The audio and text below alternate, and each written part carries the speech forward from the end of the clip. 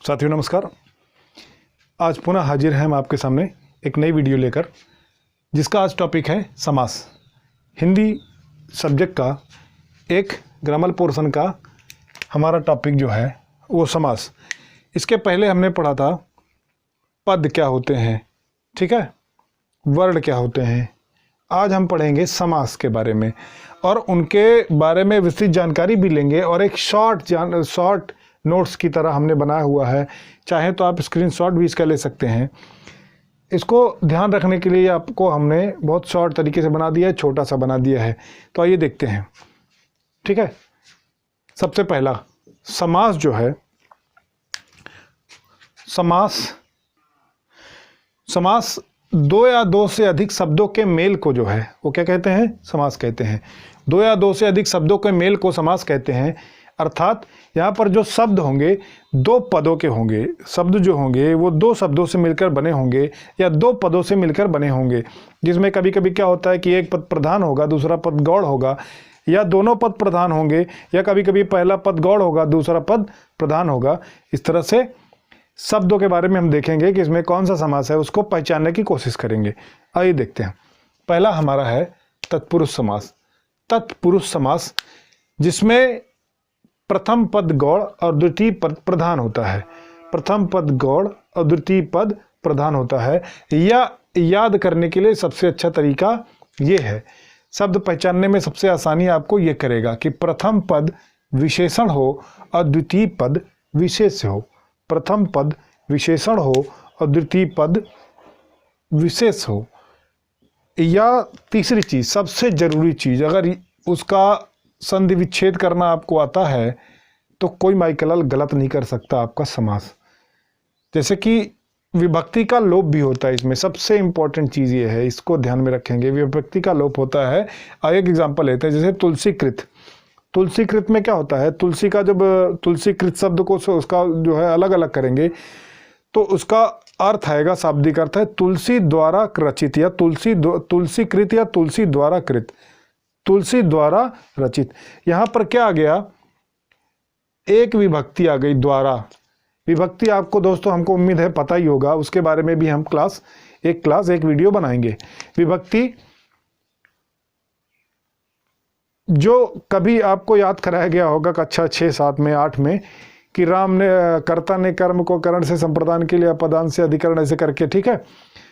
तो कर्ता विभक्ति कौन सी है, ने, कर्म को करण से के द्वारा, यहां पे कौन सी है, करण कारक है, ठीक है।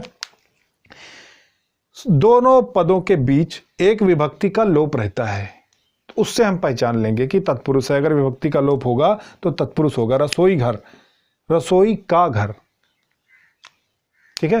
रसोई घर में रसोई का घर, किसका घर, रसोई का घर। तो यहां पे भी विभक्ति का लोप है, विभक्ति है। अर्थात इस तरह के शब्द क्या होंगे, आपके तत्पुरुष होंगे। इस तरह के शब्द क्या होंगे, तत्पुरुष होंगे। ऐसे शब्द जिसमें दोनों पदों के बीच एक कोई ना कोई एक विभक्ति रहती है, उसको हम बोलेंगे तत्पुरुष समास। दूसरा कर्मधारय समास। कर्मधारय में जैसा कि आप देख रहे हैं, कर्मधारय में उपमेय उपमान का संबंध रहता है। कर्मधारय में उपमेय और उपमान का संबंध रहता है। या पहला पद जो होता है वो क्या होता है, विशेषण होता है। पहला पद क्या होता है, विशेषण होता है। जैसे कि एग्जांपल है हमारे पास महापुरुष। पुरुष तो शब्द हो गया और महा उसके आगे लगा हुआ है पहला पद, वो क्या हो गया, विशेषण हो गया। इस तरह से महापुरुष क्या हो जाएगा, कर्मधारय। इस तरह के शब्द आएंगे तो इस कौन सा होगा, कर्मधारय समास होगा। तीसरा आता है द्विगु, जिसके बारे में हमको बेसिक ध्यान रखना, बहुत पता भी होगा, भाई लोग पढ़ते रहते हैं। बहुत सबसे आसान समास अगर कोई है तो द्विगु समास है। द्विगु नाम से ध्यान रखेंगे कि ऐसा शब्द जिसमें पहला पद, ऐसा समास जिसमें पहला पद क्या हो, संख्यावाची हो, उसको हम बोलेंगे द्विगु समास। संख्यावाची जैसे कि चौराहा, चार रास्ते जहां पर मिलते हैं उसको क्या बोलते हैं, चौराहा। ये चार यहाँ पे पहला पद क्या है, संख्यावाचक है। दूसरा अष्टभुज, 8, यहाँ साफ साफ दिख रहा है 8, ठीक है। तो पहला पद संख्यावाचक अगर होगा तो वो कौन सा समास होगा? द्विगु समास होगा। और उसके बाद आता है बहुब्रीहि समास, जिसमें कुछ ज़्यादा ही बढ़ा चढ़ाकर बोला जाता है, बहुब्रीहि समास। ठीक है, दोनों पदों के अलावा तीसरे पद की प्रधानता होती है। यहाँ पे शब्द जो होगा उसमें दोनों पद के अलावा किसी तीसरे पद की प्रधानता होती है, जैसे नरोत्तम, नरों में उत्तम। ठीक है, नरोत्तम। ठीक है, इसमें दोनों पदों के अलावा तीसरे पद की प्रधानता होती है, ना इसमें पहला पद प्रधान है ना दूसरा पद प्रधान है, किसी तीसरे पद की प्रधानता है। इस तरह के जो होंगे वो क्या हो जाएगा? बहुब्रीहि समास होंगे। चिड़ी मार, ठीक है, चिड़ी मार, इस तरह के शब्द क्या होंगे? बहुब्रीहि में आएंगे। द्वंद्व समास, दोनों पद प्रधान होते हैं। अक्सर एक चीज याद रखना भाई लोग, द्वंद्व समास का एक चीज ये पूछ देता है कि ऐसा कौन सा समास है जिसमें दोनों पद प्रधान होते हैं। एग्जाम्पल दे दिया, अव्ययी भाव समास, तत्पुरुष समास, कर्मधारय समास और द्वंद्व समास। तो आपका उत्तर कौन सा सही होगा? द्वंद्व समास। ठीक है, अथवा या का लोप होता है, सबसे आसान है ये, द्विगु समास के बाद सबसे आसान ये है।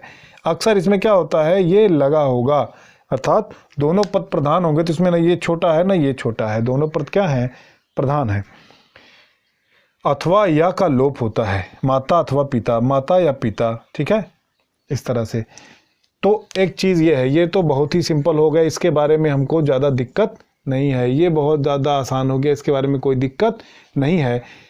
ये भी बहुत आसान हो गया, इसके बारे में कोई दिक्कत नहीं है, क्योंकि विभक्ति जब उसको करेंगे तो विभक्ति जो है इसमें नज़र आ जाएगी हमको। अब बीच दोनों पदों के बीच में विभक्ति है तो तत्पुरुष हो गया। आइए पहला ख़त्म कर लेते हैं, उसके बारे में इंपॉर्टेंट जानते हैं। अब आ गया अव्ययी भाव समास। कौन सा समास है? आ गया अव्ययी भाव समास। प्रथम खंड की प्रधानता होती है, ऐसा समास या शब्द जिसमें प्रथम पद जो है की प्रधानता होती है। यथाशक्ति, शक्ति कितनी? यथा अनुसार, शक्ति सबके अलग अलग, यथाशक्ति। आजन्म, कब से? आजन्म, जन्म से, आजन्म। ठीक है, इसमें आ की प्रधानता है प्रथम पद, इसमें यथा। देखिए प्रथम पद प्रधान होगा, उसको बोलते हैं क्या? अव्ययी भाव समास। अब आइए थोड़ा सा देखते हैं कि भाई याद करने का तरीका क्या है, कन्फ्यूजन ना हो। कन्फ्यूजन यहाँ पे ख़त्म करते हैं। आइए देखते हैं। तत्पुरुष में देखो बेटा, इसमें क्या है, कन्फ्यूज़न नहीं होनी चाहिए कि भाई तत्पुरुष और अव्ययी भाव या बहुब्रीहि में कोई दिक्कत तो नहीं है तत्पुरुष या कर्मधारय में। तो तत्पुरुष देखते हैं। सबसे पहली चीज़ भैया कि विभक्ति अगर आप पहचान लिए तो ये तो कंफर्म हो जाएगा कि तत्पुरुष है, कोई दिक्कत नहीं है। द्विगु में संख्यावाची होगा पहले, उसके खत्म हो गया। द्वंद्व में क्या हो गया? एक लाइन होगी। ठीक है, बीच में दोनों पद प्रधान होंगे। ये क्वेश्चन पूछता है कभी कभी, कैसा समाज जिसमें दोनों पद प्रधान होते हैं कहलाता है, कहते हैं, तो उसको बोलेंगे द्वंद्व समास कहते हैं। द्वंद्व में दोनों पद प्रधान होते हैं। ये देखो आपको पता हो, कंफर्म हो जाता है, ये कंफर्म हो जाता है, ये कंफर्म हो जाता है। तीन तो आपके खत्म ही हो गए। अब याद रखना है कि कर्मधारय, द्वंद्व, कर्मधारय, बहुब्रीहि और अव्ययी भाव में क्या अंतर है। कर्मधारय में क्या होता है? पहला पद क्या होगा? विशेषण होगा। इसमें भी आपका लगभग खत्म हो गया। महापुरुष, ठीक है, तो पहला पद जब विशेषण दिख जाए तो समझ जाना कर्मधारय है। इनकी भी कन्फ्यूजन खत्म हो गई लगभग। ठीक है, अब बहुब्रीहि में देखेंगे कि दोनों पद के अलावा किसी दूसरे पद की प्रधानता होती है। एक अलग तरह का शब्द आपको खुद ही दिखेगा, जिसमें आप खुद ही पहचान लोगे कि तत्पुरुष है या नहीं। चार ऑप्शन दिया रहेगा आपका, चार में से तीन पहचान लो कि ये तीन है या नहीं है। तो बच्चे बहुब्रीहि, अगर बहुब्रीहि लगा देना। ठीक है, 100 में 10% इसका चांस आने का रहता है। ठीक है, ज़्यादातर आने का चांस तत्पुरुष, कर्मधारय, अव्ययी भाव, द्विगु भी, बस इससे इन्हीं चार से क्वेश्चन लगभग बनते हैं। ठीक है, सबसे ज़्यादा तो तत्पुरुष का आने का सबसे ज़्यादा चांस रहता है। ठीक है, अब ये भी पहचान लिया हमने। अब बचा अव्ययी भाव। इसके क्या होता है? प्रथम पद की प्रधानता होती है। दो पदों से बना होगा तो प्रथम पद की प्रधानता होगी। ठीक है, उस तरह के शब्द को हम पहचान लेंगे, जैसे कि यहाँ पे यथाशक्ति और आजन्म। ठीक है, कोई कन्फ्यूजन हो तो कमेंट बॉक्स में आप डाल दीजिएगा, फिर से हम उसको हल करने की कोशिश करेंगे। तो भाइयों, कैसा लगा आपका आज का वीडियो?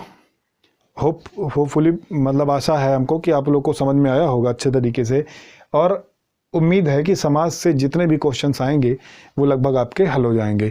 इनके सभी टॉपिक्स के हम क्वेश्चन जो है इंपॉर्टेंट क्वेश्चन हम कराएंगे, इसके बाद ही हम क्वेश्चन लाएंगे समास के जो है, हम कम से कम 25-30 क्वेश्चंस करा देंगे हल, उसको आप देखेंगे उसी क्वेश्चन में से लगभग घुमा फिरा के पूछ लेगा। ठीक है, तो देखते रहिए हमारा channel Bharat Bharati study corner, और चैनल को सब्सक्राइब जरूर कर दीजिए, और वीडियो अच्छी लगी हो तो लाइक कर दीजिए। ठीक है, नमस्कार।